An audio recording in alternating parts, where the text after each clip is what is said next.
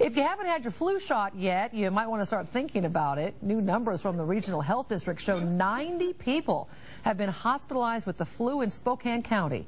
That's up from 18 this time last year and 44 new cases in just the last week.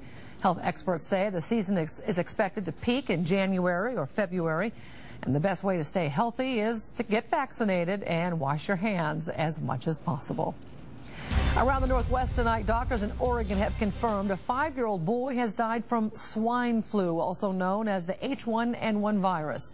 The boy's parents took him to the hospital with a bad cough and a temperature of 104.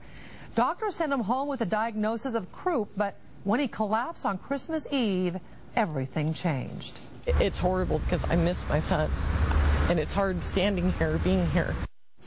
Well, the boy had stopped breathing. He suffered irreversible brain damage and died just a few days later. A public transit